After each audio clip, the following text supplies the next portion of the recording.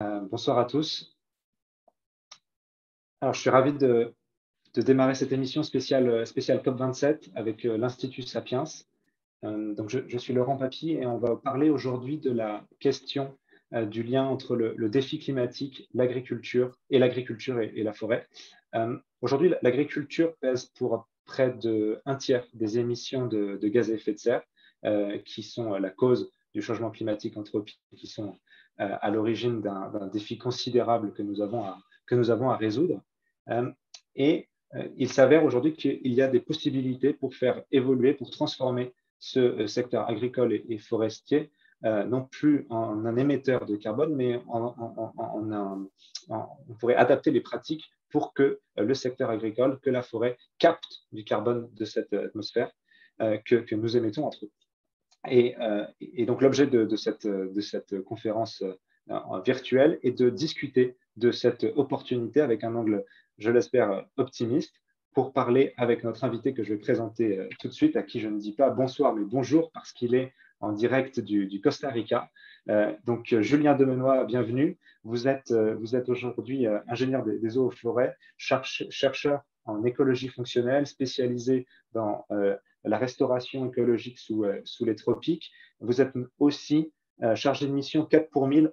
Donc, chargé de mission 4 pour 1000. 4 pour 1000, c'est une initiative sur laquelle on reviendra parce qu'elle est en lien avec le sujet de notre conférence. Et donc, vous êtes chercheur au Centre de coopération internationale en recherche agronomique pour le développement, donc plus habituellement appelé le CIRAD, qui est, si je me permets de résumer, un cousin de l'INRAE, donc l'Institut national de recherche agronomique, qui opère plutôt ses recherches dans les tropiques, dans les dom-toms, donc en dehors de la France métropolitaine. Et donc, vous êtes au Costa Rica et on est ravis de vous avoir avec nous pour parler de ce sujet.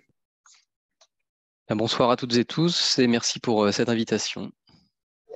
Très bien. Alors, je vous propose de commencer avec un certain nombre de questions que j'ai préparées. N'hésitez pas à poser vos questions dans le chat, dans le petit questions et réponses directement soit dans le chat, soit dans l'interface dédiée pour poser des questions. On les posera à la fin de l'émission s'il y en a. Donc, peut-être une question un petit peu théorique pour commencer. Est-ce qu'il est aujourd'hui crédible de considérer que le secteur agricole, donc, qui est un des principaux émetteurs de gaz à effet de serre aujourd'hui du fait de la consommation d'énergie, du méthane rejeté dans l'élevage ou de l'utilisation d'engrais de synthèse, est-ce qu'aujourd'hui ce secteur agricole et la forêt pourraient, de manière crédible, devenir non plus des émetteurs de carbone, mais des émetteurs négatifs, c'est-à-dire capter plus de carbone qu'il n'en émet? Est-ce que c'est quelque chose qui est physiquement, chimiquement, si j'ose dire, crédible? Alors, en tout cas, c'est un défi majeur qui est posé au secteur de l'agriculture, de la forêt, mais aussi de l'alimentation. Parce qu'il faut garder en tête que quand on met bout à bout ces différents secteurs, comme vous le mentionnez, ça représente 1/3 des émissions de gaz à effet de serre à l'échelle mondiale et environ 23-24% quand on considère que l'agriculture et la forêt, la conversion de forêt principalement. Donc l'alimentation a également un rôle important à jouer dans ce défi-là. Est-ce que c'est crédible? Est-ce que c'est faisable? À court terme, non. Je pense qu'il faut être très réaliste.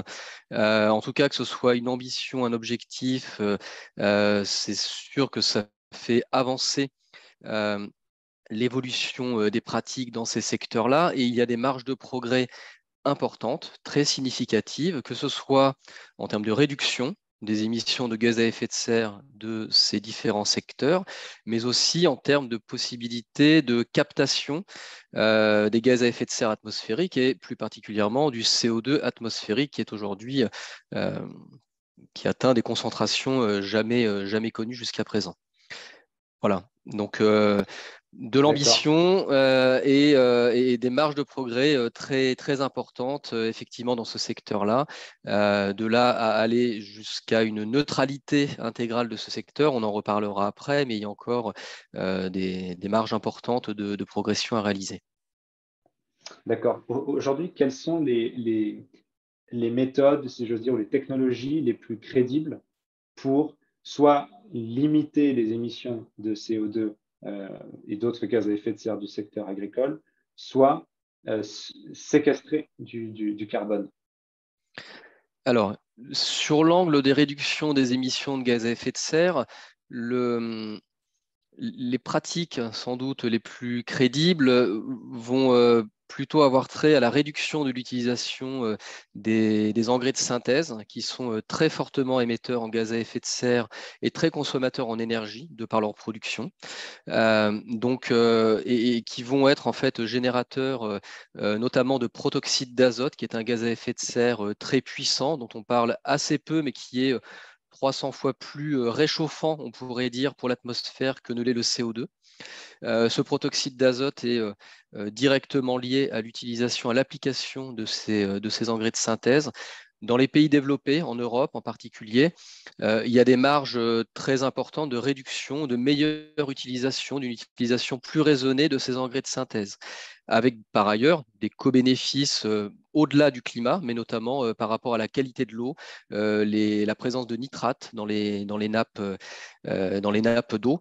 Donc, voilà, donc ça c'est un levier crédible, tout à fait applicable aujourd'hui dans les pays développés. Dans les pays du Sud, ceux en particulier où travaille le CIRAD, la problématique est un peu différente et même sensiblement différente, puisque l'utilisation de ces engrais de manière générale est très faible et a pour notamment comme conséquence de ne pas permettre à l'agriculture d'atteindre son potentiel de production en termes de rendement. Donc la problématique entre les pays du Nord et les pays du Sud va être très sensiblement différente. Et il y a d'ailleurs des travaux récents de collègues au Zimbabwe qui ont mis en évidence qu'une application modérée, raisonnée d'engrais, qu'ils soient d'ailleurs de synthèse ou organiques dans les pays du Sud, pouvait permettre à la fois d'augmenter les rendements sans pour autant augmenter de manière très significative les émissions de gaz à effet de serre, en particulier le protoxyde d'azote. Donc on voit qu'il y a des situations très différentes entre pays du Nord, pays du Sud, et donc de fait des leviers également différents, des moyens d'action différents.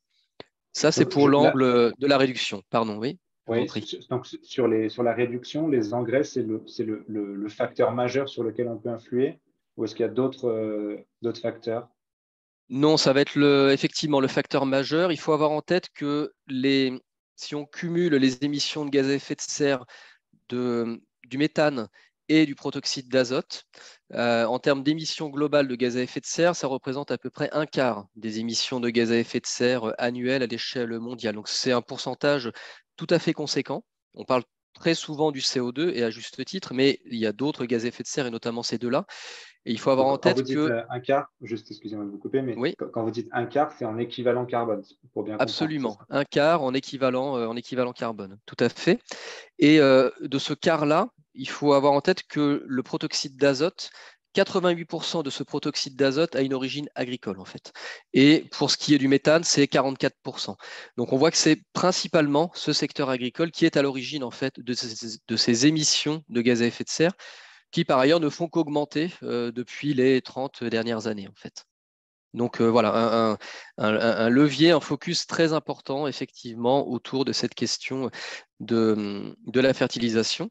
Le deuxième volet, qui est celui lié directement au méthane et qui est lié en fait à l'élevage des ruminants en particulier, qui sont à l'origine de ces émissions de méthane. Et sur ce volet-là, les leviers sont, il y a des leviers très en aval qui relèvent de l'alimentation, notamment dans les pays du Nord où l'alimentation carnée a pris une part très importante dans nos régimes alimentaires. Et donc là, les leviers d'action sont plutôt autour effectivement des régimes alimentaires, diminuer la part de consommation de protéines d'origine animale et notamment d'origine bovine. Pour ce qui est des pays du Nord, dans les pays du Sud, encore une fois, la problématique va être différente puisqu'on est avec des régimes alimentaires et également des problématiques de sécurité alimentaire qui vont être très différentes de celles que l'on peut connaître dans les pays développés où on est dans une situation plutôt de surconsommation de produits carnés. Donc, deuxième volet autour de l'élevage pour réduire ces émissions de méthane en particulier. D'accord, donc ça c'est sur la partie réduction des émissions. Sur la partie, sur l'autre angle qui est la séquestration du carbone, donc d'avoir la démarche inverse et d'aller récupérer, pomper le carbone de l'atmosphère, quel rôle peut jouer l'agriculture? Est-ce qu'on est sur quelque chose de complètement utopiste, farfelu, ou c'est quelque chose qui fait sens et qui peut s'envisager de manière crédible? Oui, alors on est, à mon sens, pas du tout sur quelque chose d'utopiste. J'en veux pour preuve tout d'abord un travail qui a été fait par nos collègues d'INRAE, que vous mentionniez en début d'échange, sur la France, pour évaluer le potentiel de séquestration du carbone dans les sols agricoles. La conclusion de leurs travaux, qui ont été menés très récemment, il y a 1 ou 2 ans, arrive au chiffre de 41% des émissions du secteur agricole qui pourraient être séquestrées à travers une augmentation du stockage de carbone dans les sols. Donc 41%, c'est on peut considérer une contribution tout à fait significative à l'atteinte de la neutralité carbone, notamment du secteur agricole en France. Ceci passe par la mise en œuvre d'un certain nombre de pratiques agronomiques telles que l'agroforesterie, donc l'inclusion d'arbres dans les champs, par également une plus grande inclusion de plantes de couverture tout au long de l'année pour éviter d'avoir des sols qui soient nus et finalement profiter de la photosynthèse pour capter ce CO2 atmosphérique et quelque part l'injecter dans le sol. Voilà, il y a un certain nombre comme ça de pratiques qui ont pu être identifiées. Donc 41%, on est loin d'être dans l'épaisseur du trait, j'aurais envie de dire. Et il y a d'autres exemples, mais pareil, je pense qu'on pourra en reparler Ouais. après, de mise en œuvre très concrète de ce type de technique, on pourrait dire à grande échelle. Et à quel point aujourd'hui ces techniques, et on va certainement revenir dans le détail, peut-être pas de toutes d'entre elles, mais d'être peut-être les plus crédibles ou les plus avancées, à quel point ces techniques mettent en péril euh, la productivité de l'agriculture et sa capacité à nourrir le monde aujourd'hui, même si on sait qu'il y a encore une partie du monde qui, vous en avez parlé tout à l'heure, qui ne mange pas à sa faim, mais globalement, on a observé une baisse drastique de la malnutrition et de la sous-nutrition dans le monde grâce justement aux engrais de synthèse, grâce justement à ce qui aujourd'hui pose des externalités négatives et en particulier le changement climatique. Vous avez par exemple cité l'agroforesterie, à quel point aujourd'hui j'ai un regard un petit peu niais sur la question, mais je me dis que mettre des arbres au milieu de champs de céréales, ça peut poser pas mal de questions de productivité. Est-ce que c'est quelque chose qui aujourd'hui est complexe à imaginer, où on a des techniques qui sont déjà démontrées, qui n'influent pas ou à la marge sur la productivité agricole? Ouais. On a un certain nombre d'éléments d'analyse. Alors, encore une fois, pas à l'échelle du monde entier, à l'échelle de tous les pays, mais pour ce qui est enfin, des pays européens, on va dire, et des pays très agricoles comme le Canada, les États-Unis, l'Australie, voilà, la Chine. On a nombre d'études en fait qui s'intéressent à ces compromis entre la production, entre le rendement en tout cas, et la séquestration de carbone dans les sols. En fait, ce qui ressort de tous ces travaux, c'est que globalement, et à l'opposé de beaucoup des options d'atténuation qui sont recensées notamment par les experts du GIEC, la séquestration de carbone dans les sols est l'une des seules qui ne rentre pas en conflit direct avec la production alimentaire et avec, par exemple, le maintien de la biodiversité ou l'adaptation face au changement climatique. C'est une approche, je dirais, un corpus de pratiques qui peut tout à fait être compatible avec un maintien de la production alimentaire. En fait, il existe un lien très direct entre la teneur en carbone dans le sol et la teneur en matière organique, l'essentiel de ce carbone se trouvant dans la matière organique, et un lien très direct entre la teneur en matière organique et la teneur en éléments nutritifs. Donc, il y a nombre de travaux en fait qui mettent en évidence un maintien, voire une augmentation des rendements agricoles et également une plus grande stabilité dans le temps lorsque l'on parvient à augmenter cette teneur en matière organique dans les sols. Alors après, la question qui se pose, et on a aussi des contre-exemples où on a temporairement en tout cas une baisse de rendement, c'est lorsque l'on passe de systèmes agricoles qui reposent essentiellement sur de l'apport d'éléments nutritifs venant des engrais de synthèse, et lorsque l'on passe à un système où en fait ces éléments nutritifs vont venir de la matière organique et du fonctionnement de l'écosystème que représente le sol. En fait, cette bascule d'un fonctionnement très dépendant de la chimie vers un fonctionnement dépendant énormément de la biologie du sol, en fait, lors de cette phase de transition, il est assez probable en fait, et même constaté, qu'on a à ce moment-là une perte de rendement. Pour citer un exemple, l'agriculture de conservation et plus particulièrement la réduction du travail du sol, qui est un des éléments de l'agriculture de conservation, engendre bien souvent, en tout cas pendant les premières années, une perte de rendement. Voilà, donc il y a aussi des garde-fous, je dirais des points de vigilance à avoir, mais néanmoins, globalement, la séquestration du carbone dans les sols ne met pas en péril les rendements agricoles et la production alimentaire, et même bien au contraire, en fait. Ça permet de garantir une plus grande stabilité dans le temps. Donc là, vous parlez de l'agriculture de conservation des sols. Est-ce que c'est un synonyme de la séquestration du carbone?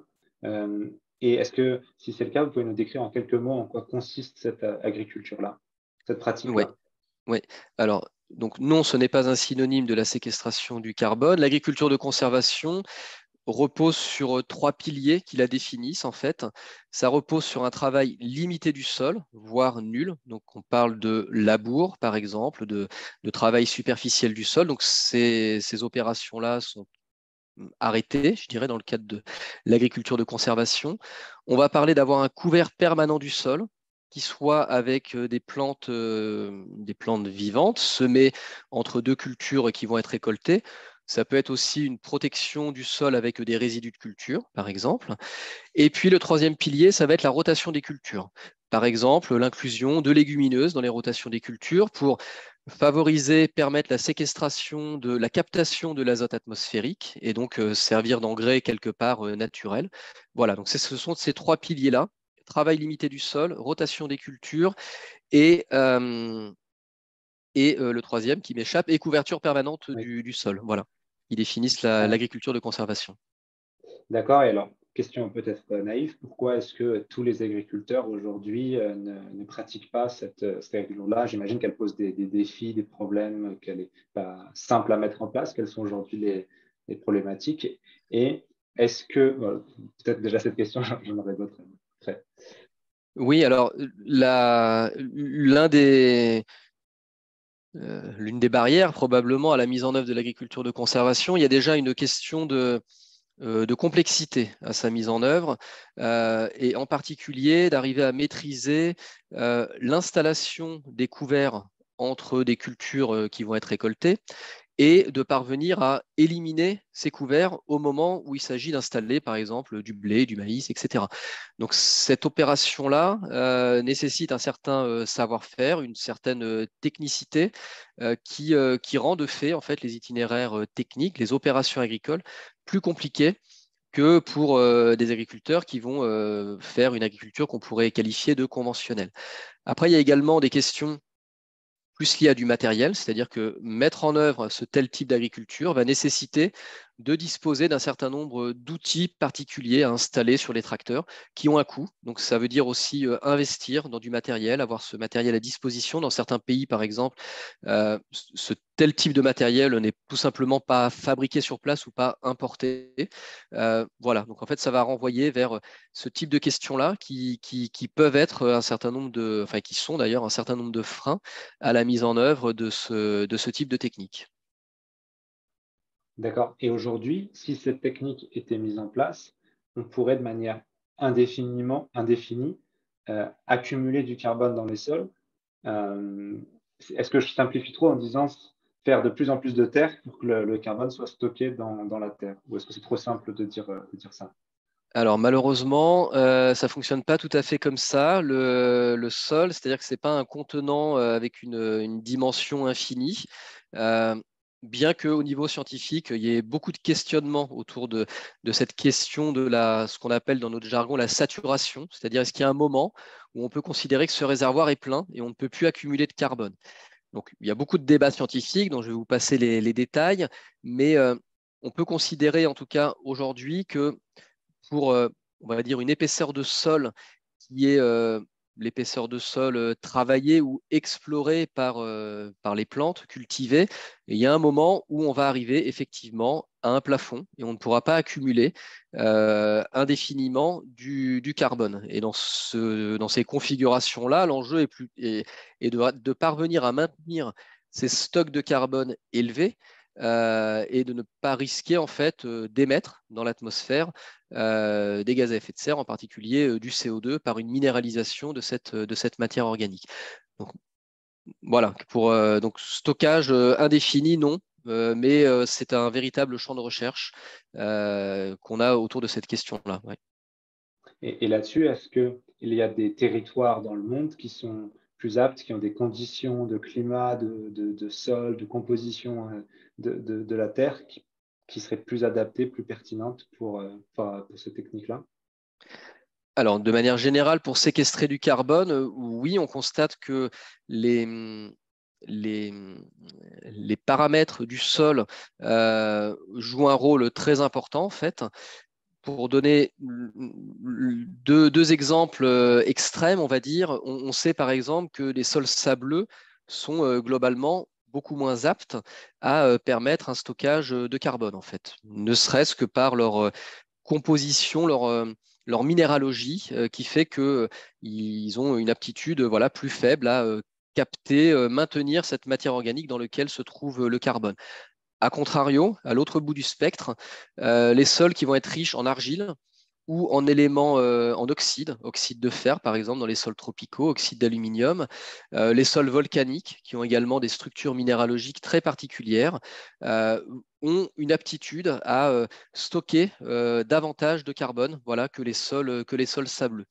Donc, on a une idée très claire de ce point de vue-là. Après, il y a beaucoup d'autres facteurs qui rentrent en ligne de compte et qui vont faire qu'entre le potentiel physique, on pourrait presque dire, de ce type de sol et la, euh, la réalisation de ce potentiel, on a une marge qui va être souvent très importante en fait. D'accord. Alors, avant l'émission, on a eu une question assez détaillée, donc je vais essayer de la résumer sur la CS, l'agriculture de conservation des sols, d'ailleurs, je crois, d'un des auditeurs qui nous écoute, qui s'appelle Gérard Rass, et qui est représentant du Global Conservation Agriculture Network, donc j'imagine une organisation qui fait la promotion de cette forme d'agriculture, et c'est ce qu'il indique dans sa question, qu'il a été un des acteurs un des agriculteurs qui a fait la promotion de cette pratique-là. Et il dénonce de manière assez critique le fait que cette idée de l'agriculture de conservation des sols a été en partie dévoyée par ceux qui défendent l'agriculture dite régénérative. Alors peut-être que je ne sais pas ce qu'il entend par là et si vous connaissez, vous voyez de quoi il parle. Et il pose la question notamment de la nécessité d'utiliser des désherbants pour réaliser cette pratique et qu'elle est massivement utilisée dans un certain nombre de pays. Pardon, donc je résume parce qu'il y avait pas mal de choses. Je ne sais pas si c'est des choses qui vous évoquent des réalités. Et donc, il dénonce le fait que l'Europe ne veuille pas adopter cette pratique qui a été adoptée dans de nombreux pays, aux États-Unis, en Australie, et que l'on n'adopte pas et qui fait qu'on continue à émettre plus de CO2 en Europe et à éroder nos sols. Est-ce que vous partagez ce point de vue?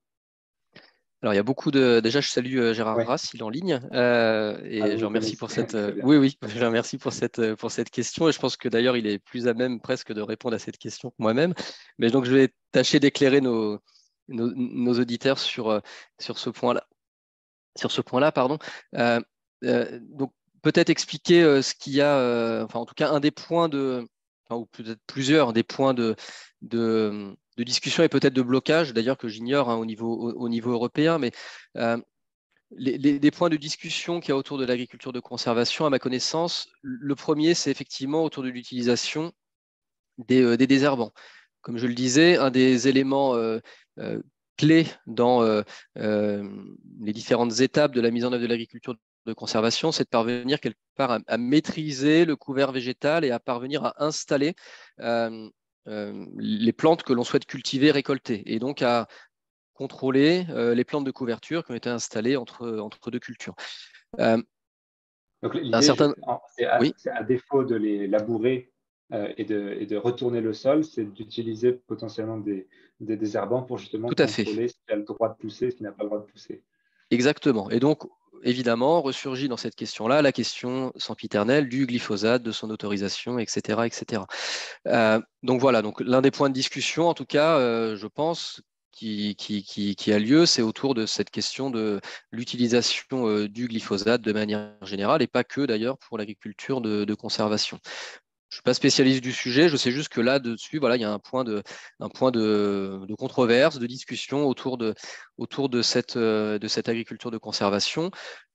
Les partisans de l'agriculture de conservation diront peut-être à juste titre que l'utilisation qu'ils font d'herbicides est moindre que lorsque l'on fait de l'agriculture conventionnelle. Encore une fois, je ne suis pas spécialiste du sujet, je n'ai pas les éléments chiffrés à vous donner. Donc, mais voilà, je sais qu'il y a un point de discussion là-dessus. Le deuxième point de discussion sur lequel, qui y a, et pour lequel, pour le coup, l'Europe sans doute se distingue par rapport aux autres pays qui étaient mentionnés dans la question, c'est autour de la question des OGM en fait. Pourquoi la question des OGM? Parce que dans un certain nombre de pays, on peut parler de l'Argentine par exemple, l'agriculture de conservation est très répandue en termes de superficie, aux États-Unis également, Australie, etc. Dans ces pays-là, sauf erreur de ma part, l'utilisation d'OGM est autorisée. Et en fait, on a une sorte de package technique mis à disposition des agriculteurs, pour ce que j'en ai compris, qui va des semences OGM aux herbicides qui vont bien et qui permettent effectivement, sans doute de manière moins complexe que dans un contexte européen, de faire de l'agriculture de conservation sur des très grandes superficies. Voilà, donc ça c'est le deuxième sujet de discussion qu'il y a autour de l'agriculture de conservation en Europe. Après, un certain nombre d'agriculteurs en France en particulier font de l'agriculture de conservation, mais c'est vrai que quand on compare les pourcentages en termes de superficie en Europe versus d'autres pays du monde, on est sur des pourcentages beaucoup plus faibles que ce que l'on a comme on mentionnait, en Amérique du Sud de manière générale. Après, le potentiel de séquestration de l'agriculture de conservation, je vous invite à regarder dans l'étude faite par INRAE sur la France. Alors, il réside déjà principalement dans le fait d'avoir des plantes de couverture et donc de maximiser la photosynthèse tout au cours de l'année. On est néanmoins sur un potentiel de séquestration qui va rester plus faible en termes de surface, en termes de stock au final, par exemple, que de l'agroforesterie. Et encore une fois, ça va tenir essentiellement sur les plantes de couverture qui vont pouvoir être installées, en fait. Voilà.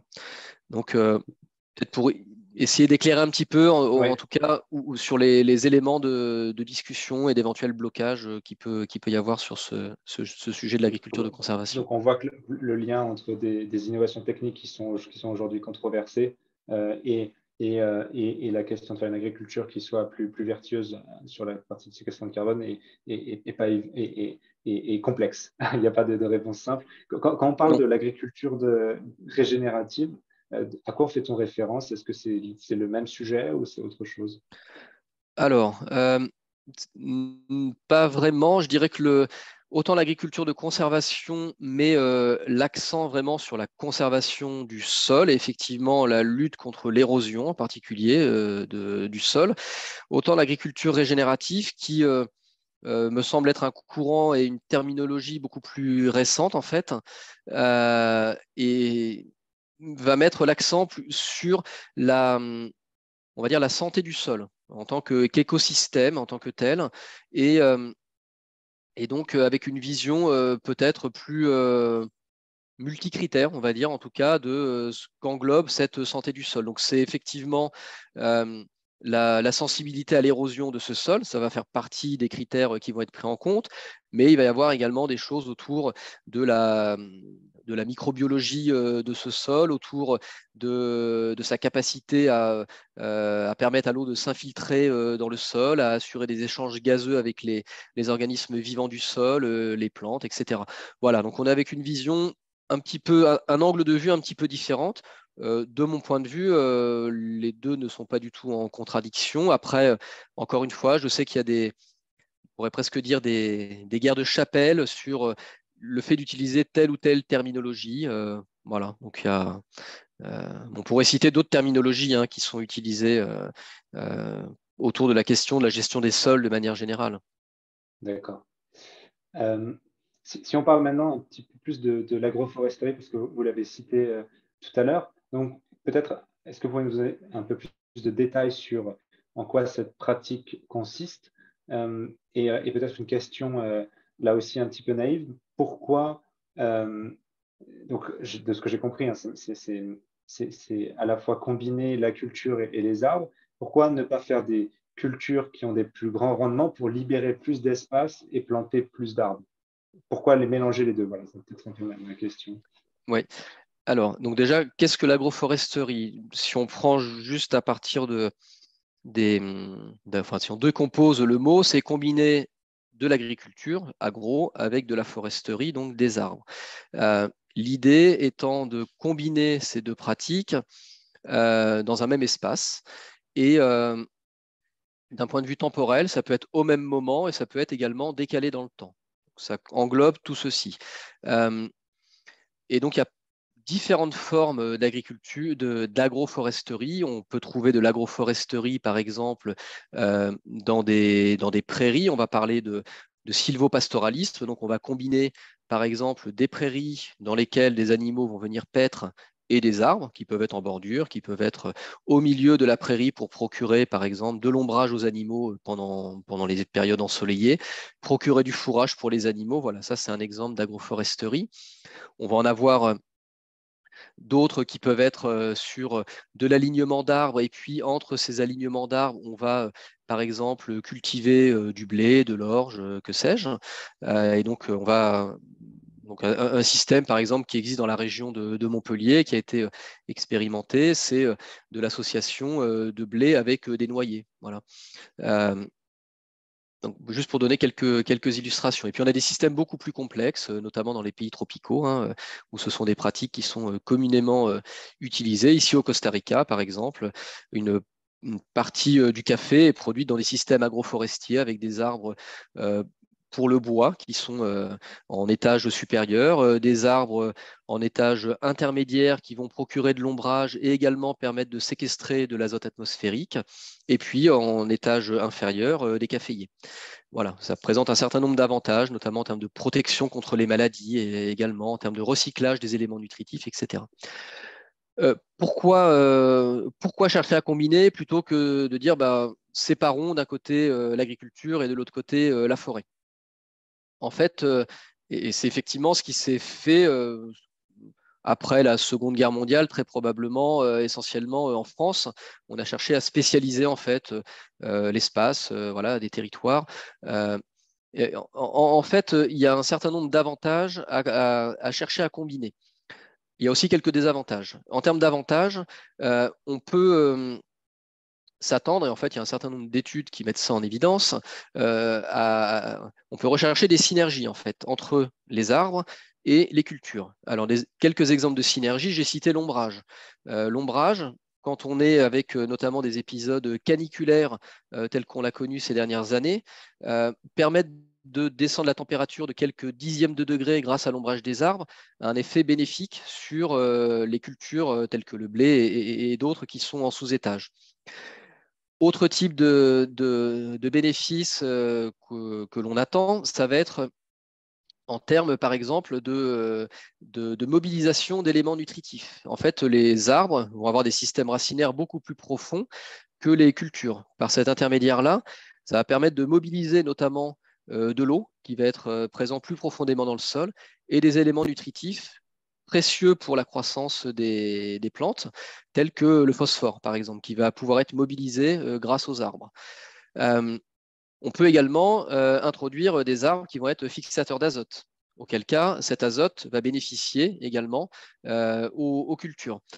On peut associer des arbres qui vont être associés eux-mêmes avec des micro-organismes, des champignons par exemple, des mycorhizes, qui vont permettre de mobiliser à nouveau des éléments nutritifs tels que le phosphore en particulier, qui est dans certains cas peut être un élément critique à la croissance des plantes.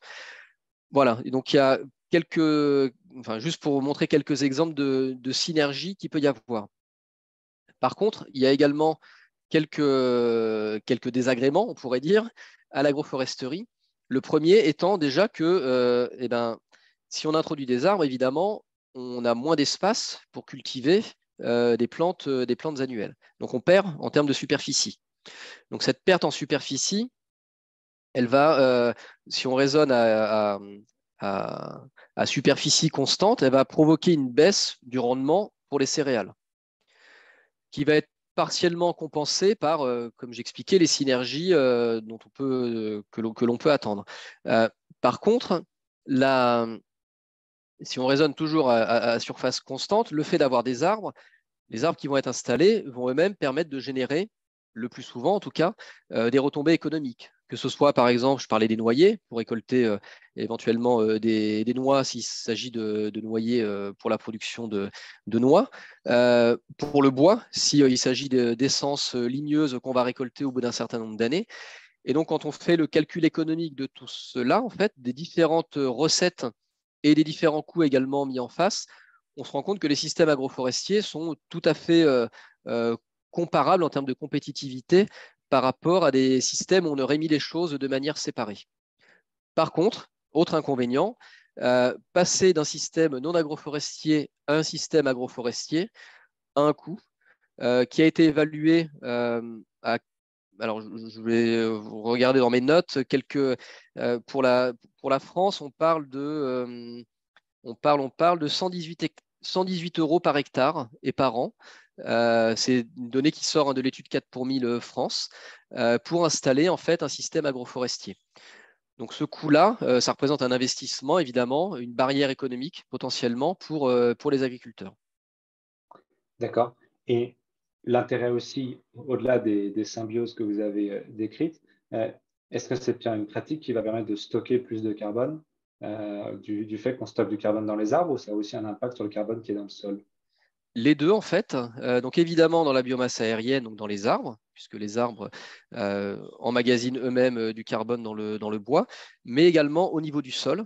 Et avec des taux de séquestration qui sont tout à fait intéressants. C'est-à-dire qu'on va parler le plus souvent de l'ordre de 1 tonne de carbone par hectare et par an, qui sont des taux de séquestration tout à fait dans la moyenne, voire plutôt élevés en fait, quand on parle de séquestration de carbone dans le sol.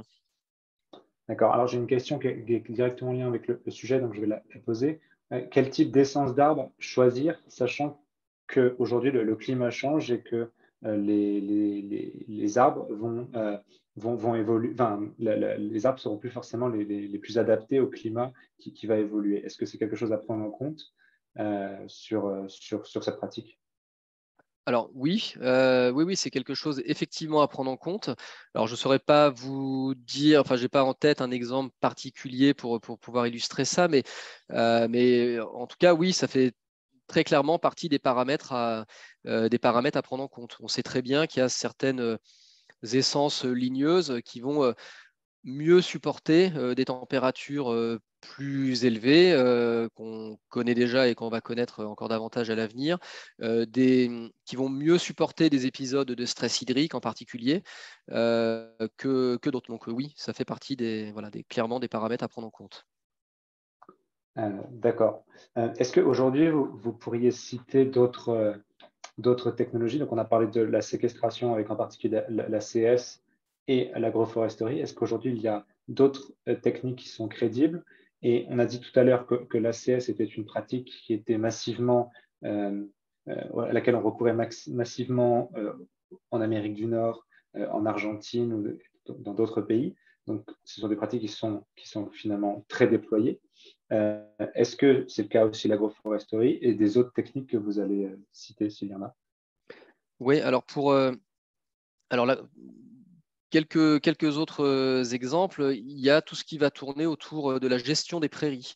La gestion des prairies et notamment le fait de maintenir des prairies permanentes, c'est-à-dire qu'ils ne vont pas être l'objet de labour à un moment ou à un autre de leur vie. Le fait de maintenir des prairies permanentes ou d'aller vers des prairies permanentes a un impact très positif sur le stockage de carbone dans les sols.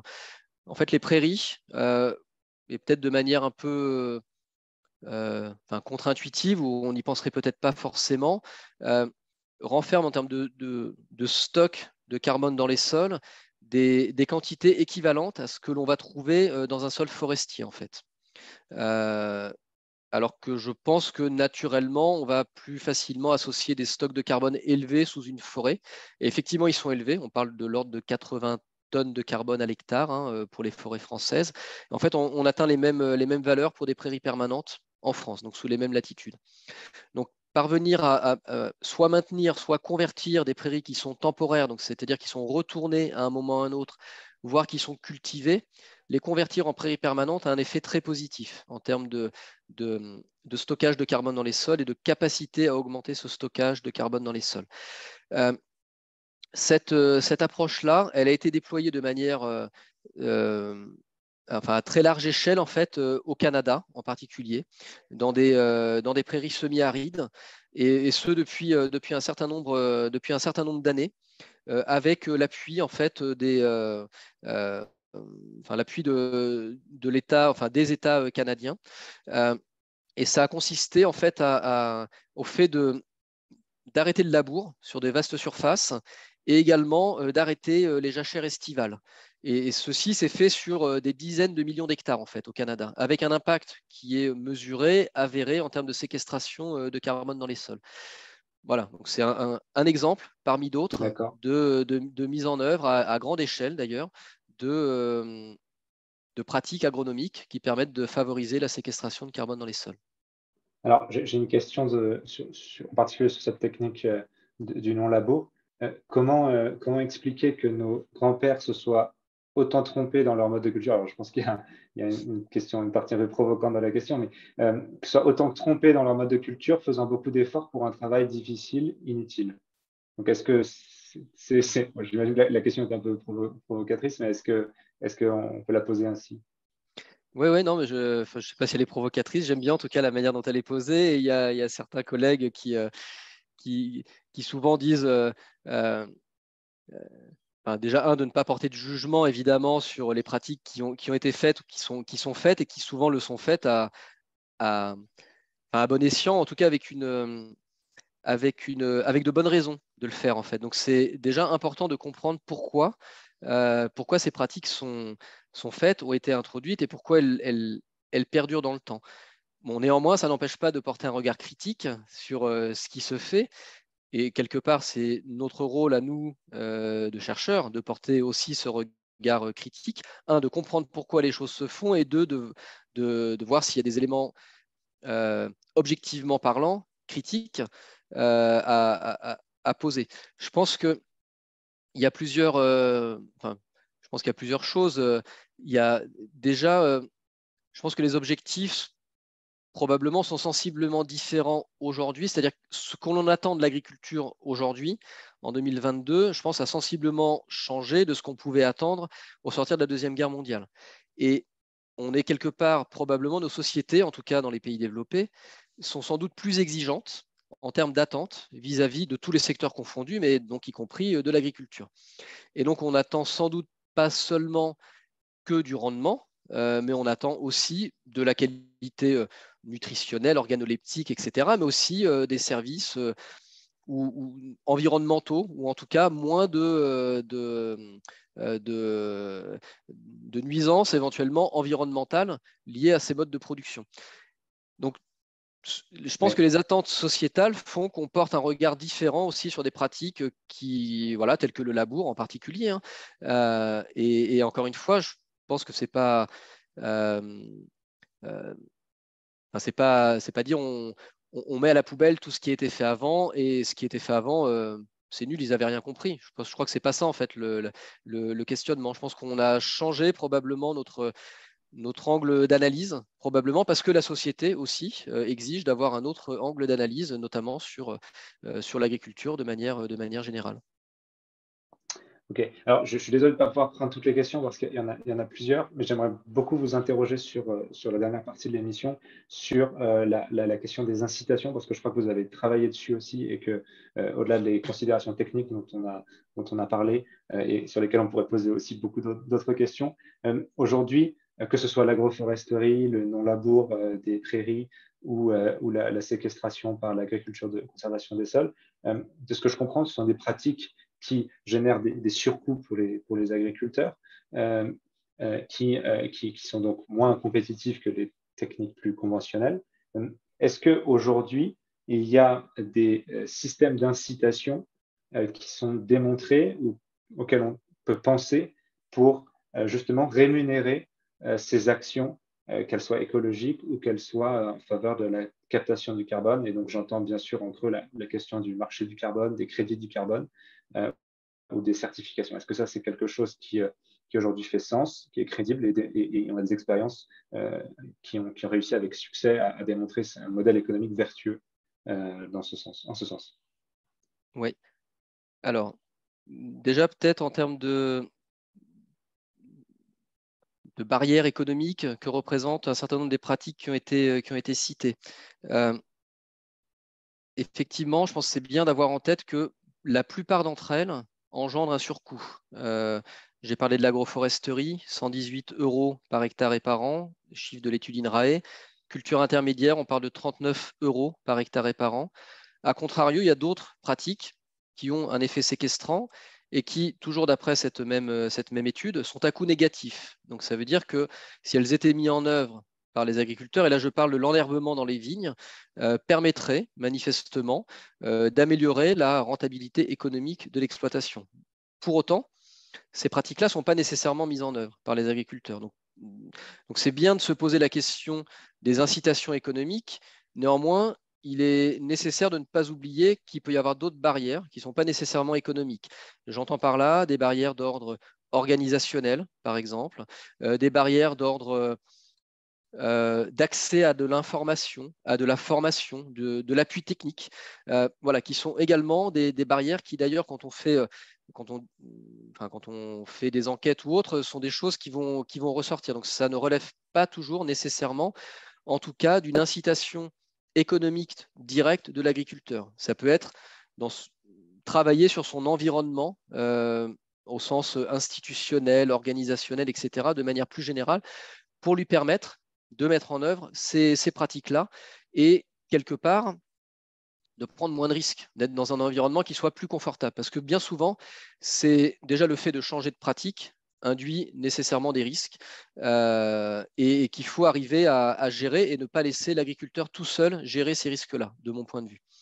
Après, sur votre question pour en revenir sur la question des incitations économiques, alors ce qu'on constate déjà, c'est que tout ce qui relève de la certification carbone, de la séquestration du carbone dans les sols, c'est quelque chose qui est en plein essor à travers le monde et notamment également en France.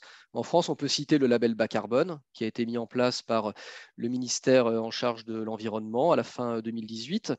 Et parmi les pratiques et le type d'agriculture qui peut être bénéficié en fait de ces crédits carbone, puisque ce sont des crédits carbone qui sont générés, on va avoir tout ce qui va toucher aux grandes cultures, donc production de céréalières, etc.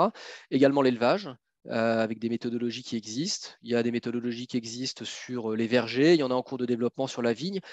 Donc voilà, donc on voit en tout cas un certain nombre de méthodologies qui aujourd'hui peuvent prétendre à accéder à des crédits carbone à travers le label bas carbone et avec des prix de Donc, vente. le label, c'est une certification de pratique qui permet d'émettre des crédits carbone en échange du coup, d'une pratique qui va garantir en quelque sorte de stocker des tonnes de carbone par hectare. Alors, c'est une certification de résultats et non pas de Ouais, pratique. Donc, il y a un certain nombre d'outils qui sont proposés pour pouvoir comparer la, euh, la mise en œuvre de pratiques agricoles à le cas de figure où ces pratiques ne seraient pas mises en œuvre et de faire le bilan d'émissions gaz à effet de serre et de dire la différence entre les deux me permet de générer des crédits carbone qui ont une valeur marchande. En fait, aujourd'hui, les crédits carbone du label bas carbone sont vendus, je crois, aux alentours de 35 euros la tonne. Donc le crédit, voilà, un crédit carbone. Euh, donc voilà, ça c'est un exemple de valorisation économique de la séquestration, notamment du carbone dans les sols. Euh, Après, quelle est la crédibilité ou en tout cas l'impact qu'on peut attendre de la mise en place de ces marchés carbone? Personnellement, je pense que ça ne va pas tout résoudre en fait. Ça va contribuer. Ça va contribuer pour un certain type d'agriculture, on va dire. Euh, mais il faut quand même avoir en tête que ce sont des approches qui sont très complexes, généralement, à mettre en œuvre, et donc d'être en mesure de démontrer que l'on séquestre effectivement du carbone et de quantifier cette séquestration, c'est quelque chose qui est assez, voilà, assez complexe à mettre en évidence. Il faut avoir en tête que quelque part, comme tout marché, c'est assez volatile aussi, et on a constaté notamment sur les marchés du carbone forestier qui se sont mis en place dans le cadre du protocole de Kyoto, donc on a un recul quand même assez important, des fluctuations très importantes et même un effondrement sur les dernières années en fait des prix des crédits carbone d'origine forestière. Et puis ce qu'il faut également avoir en tête, c'est que tous les agriculteurs ne pourront pas accéder en fait à ces marchés carbone parce qu'il y a des coûts fixes d'entrée sur ce tel marché qui font que les agriculteurs ont besoin soit de se regrouper, de s'organiser, mais un agriculteur qui a quelques hectares, par exemple, un maraîcher, je pense qu'il aura toutes les peines du monde à pouvoir rentrer dans ce type de démarche-là. Euh, voilà, donc il faut avoir ça en tête. Après, que ça contribue en partie, oui, très certainement. Personnellement, je pense qu'il y a d'autres approches à explorer tout autant et qui, je pense, au final auront un impact sans doute beaucoup plus important et qui relèvent probablement, enfin, à mon sens, d'une combinaison entre quelque part des obligations rendues à travers des lois, des réglementations, etc., de l'incitation en parallèle, et puis également de réfléchir, comme je le disais tout à l'heure, en termes d'organisation, d'accompagnement des agriculteurs ou des forestiers, dont on n'a pas trop parlé, mais je pense que la problématique est globalement la même. Et je donnerai juste un exemple pour illustrer ça. Euh, je pense que c'est intéressant de garder en tête, par exemple, qu'en France, à la fin du 19e siècle, on avait un gros souci d'érosion dans les zones montagneuses, avec des épisodes de villages qui étaient dévastés par des crues, par de l'érosion très très forte. Et en fait, à cette époque-là, il y a eu un grand programme de lancer de restauration des terrains en montagne porté par l'État.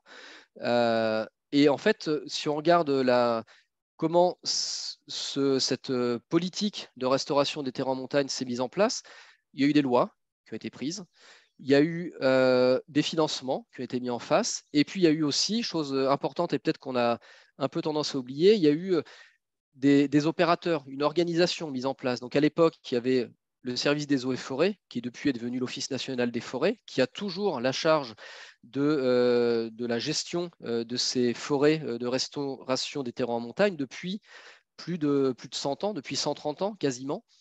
Et de mon point de vue, en tout cas dans un objectif de maintien des sols et de lutte contre l'érosion, ça a parfaitement fonctionné. Après, il y a d'autres questionnements que ça pose, mais voilà, c'est une illustration d'une combinaison entre du législatif, du réglementaire, de l'incitation, du financement, mais aussi de l'organisation en fait. Et de mon point de vue, je pense que ça passera par là aussi pour ce qui est du levier de la séquestration du carbone dans les sols. Voilà. Aujourd'hui, l'incitation de marché, entre guillemets, à 35 euros, parce que je rebondis sur une question de quelqu'un qui dit que 35 euros, c'est largement insuffisant et qu'il faudrait rajouter un zéro. Euh, Est-ce que c'est quelque chose enfin, est-ce que vous confirmez que c'est pas suffisant ou est-ce qu'aujourd'hui, il y a des agriculteurs qui, avec ces montants-là, arrivent à quand même à adapter leurs pratiques et s'y retrouver financièrement? Est-ce qu'il y a une partie des agriculteurs, que ce soit en France ou dans d'autres pays que vous étudiez, pour qui c'est utile et ça fonctionne? Alors, donc je pense qu'en France, non, ce n'est pas suffisant, très clairement, Ouais. 35 euros. Si on veut mettre un chiffre en face, alors je reprends mon exemple Oui, 118 euros. de l'agroforesterie. Si on ramène ça à la tonne de carbone séquestré, on est à 570 euros à la tonne de carbone séquestré via des Ouais. systèmes agroforestiers. Donc effectivement, quand on est à 35 euros, alors on n'est pas sur des systèmes agroforestiers, le plus souvent on va être sur de la grande culture, mais néanmoins on est très loin du compte. Est-ce qu'à d'autres endroits ça fonctionne? Alors, je n'aurais pas de certitude pour vous dire que ça fonctionne. Néanmoins, on se rend compte qu'il y a des agriculteurs qui se lancent entre guillemets dans l'aventure. Et ça peut fonctionner à condition d'avoir de très grandes superficies, en fait. Parce que, encore une fois, il y a des coûts fixes qui sont élevés. Enfin, c'est-à-dire qu'on parle de plusieurs milliers d'euros, en fait, pour entrer dans ce type de schéma-là. Et évidemment, ce que je disais tout à l'heure, quand on a 500 hectares, ce sera plus simple entre guillemets, d'assumer, de supporter ces coûts-là que si on a 10 hectares. Par ailleurs, on s'amusait à faire un petit calcul en comparant les taux de séquestration des taux de séquestration moyens dans les sols par rapport à ce qui peut y avoir dans de la foresterie, donc dans des plantations forestières. On a un rapport quasiment de 1 à 10, c'est-à-dire que la mise en place de pratiques agronomiques favorisant la séquestration du carbone vont permettre de séquestrer environ 1 tonne de carbone par hectare et par an. Quand on parlait des projets forestiers, on était plutôt à 10 tonnes de carbone par hectare et par an. Qu'en était avec ces taux-là, pour les forêts, on estimait qu'il fallait avoir 500 hectares de forêt ou de plantations forestières pour trouver un équilibre économique, en fait. Donc voilà, le calcul est vite fait si Ouais. on fait une simple règle de 3 pour de l'agriculture. Voilà, on parle de C'est plusieurs pas milliers suffisant. d'hectares, en tout cas, à disposition pour pouvoir mener ce type de projet-là. Donc évidemment, ça exclut l'immense majorité, en fait, des agriculteurs du monde. Très clair. Peut-être, comme il nous reste très peu de temps, deux mots sur l'initiative 4 pour 1000. Qu'est-ce que c'est? Quel est l'objectif? Est-ce que justement c'est une initiative qui vient soutenir ces projets-là? Alors l'initiative 4 pour 1000, qui tiendra d'ailleurs demain, je pense que Gérard Ras y sera, sa journée annuelle, voilà, dans le cadre en marge en tout cas de la COP27 à Sharm el-Sheikh. L'initiative a été lancée par le gouvernement français fin 2015, au moment de la COP 21 à Paris. Son objectif, il est triple. Il est, à travers l'agriculture, la foresterie, l'élevage, de parvenir à augmenter la séquestration de carbone dans les sols avec 3 finalités. Premièrement, de participer, de permettre une meilleure adaptation en fait, de ce secteur-là au changement climatique. Deuxièmement, de jouer sa part, de jouer son rôle dans l'atténuation du changement climatique, en séquestrant donc, du carbone dans les sols. Et troisièmement, de contribuer également à la sécurité alimentaire à travers, comme je l'ai expliqué en début de discussion, un maintien en particulier des rendements, voire une augmentation lorsqu'on est dans des configurations où on a des taux de matière organique très très faibles. Ça, c'est la finalité de l'initiative. Concrètement, aujourd'hui, c'est une initiative donc, internationale. Il y a plus de 700 membres, je crois, à travers le monde. Et ça fonctionne comme une plateforme multi-acteurs qui va rassembler autour de la table des agriculteurs, des représentants du monde agricole, des ONG, des opérateurs privés, des entreprises, euh, des gouvernements, des bailleurs, des structures de recherche et d'enseignement comme les nôtres, et qui vont pouvoir débattre, échanger en tout cas, autour de cette question de la séquestration du carbone dans les sols. D'accord. Alors peut-être, merci beaucoup. Peut-être dernière question. D'ailleurs, la question a été posée par un auditeur. Quelle est la référence de l'étude de l'INRAE que vous avez citée en début d'émission pour ceux qui veulent en savoir plus? Est-ce que vous avez des ouvrages ou des vidéos à recommander pour ceux qui voudraient approfondir le sujet? Oui, alors les références, alors comme ça de tête, je ne pourrais pas vous dire la référence exacte, mais si vous tapez sur Internet, je pense sur n'importe quel moteur de recherche, INRAE étude 4 pour 1000 France, Vous allez Oui. tomber dessus. Il y a un lien d'INRAE avec les différents documents qui ont été produits, mais je pourrais en tout cas vous le partager et peut-être le mettre à disposition sur sur la chaîne YouTube. Deux références peut-être que je peux recommander, et d'autant plus facilement qu'elles ne sont pas de moi.